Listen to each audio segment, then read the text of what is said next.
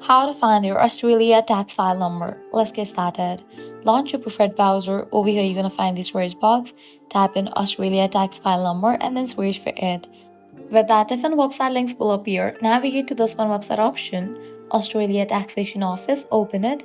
You'll be directed to the official website of it. Now from here, you can easily get access to your account.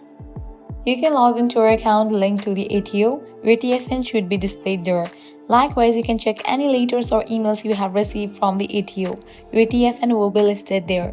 Look at your previous tax returns, as your TFN will be recorded on them.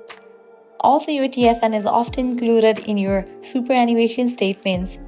Employers generally keep a good record of your TFN for tax and payroll purposes. Following these steps will help you easily locate your TFN, ensuring you have it ready when needed for tax-related matters. Well, that's the wrap for this video. If this video was helpful, don't forget to like, share, and subscribe to our channel. Thanks for watching.